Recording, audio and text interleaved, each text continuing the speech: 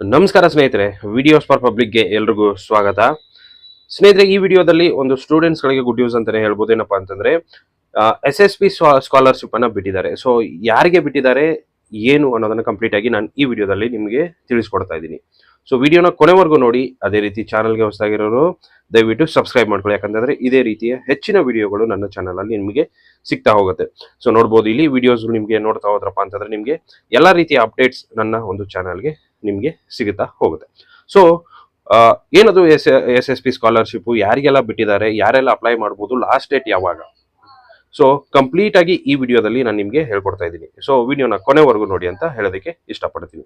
So ಮೊದಲಿಗೆ ನಾನು ಬೇಕಂತಂದ್ರೆ ನಿಮಗೆ SSP ವೆಬ್ಸೈಟ್ ಅನ್ನ ಓಪನ್ ಮಾಡ್ತೀನಿ. ಇಲ್ಲಿ ನೋಡ್ಬೋದು, SSP ಪೋಸ್ಟ್ ಮೆಟ್ರಿಕ್ ನಾನು ಓಪನ್ ಮಾಡಿದ್ದೀನಿ.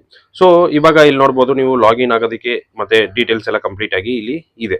ಸೊ ಕೆಳಗಡೆ ಬಂದ್ರಪ್ಪ ಅಂತ ಹೇಳಿ ನೋಡ್ಬೋದು, ಸಮಾಜ ಕಲ್ಯಾಣ ಇಲಾಖೆಯ ಮೆಟ್ರಿಕ್ ನಂತರ ವಿದ್ಯಾರ್ಥಿ ವೇತನ ಕಾರ್ಯಕ್ರಮದಡಿ ಅರ್ಜಿ ಸಲ್ಲಿಸಲು ಕೊನೆಯ ದಿನಾಂಕ 30/6/2024 ಕೌನ್ಸಿಲಿಂಗ್ ಕೋರ್ಸ್ಗಳಿಗೆ ಮಾತ್ರ ಅಂತ ಕೊಟ್ಟಿದ್ದಾರೆ.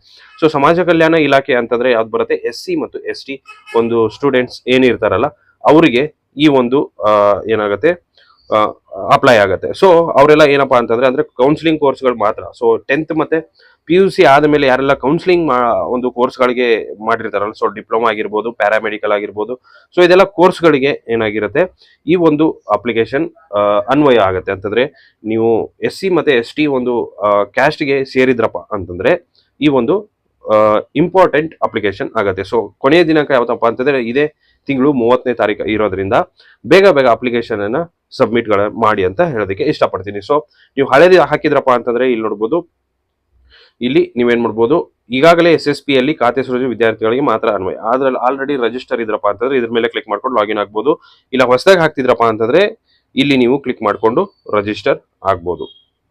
ಸೊ ಇದೊಂದು ಅಪ್ಡೇಟ್ ಅವರು ಕೊಟ್ಟಿದ್ದಾರೆ. ಬೇರೆ ಯಾವುದೇ ತರಹದ ಅಪ್ಡೇಟ್ ಇಲ್ಲಿ ನಮಗೆ ನೋಡೋದಕ್ಕೆ ಸಿಗಲ್ಲ. ಸೊ ಅದೊಂದು ಮಾತ್ರ ಅಪ್ಡೇಟ್ ಇದೆ.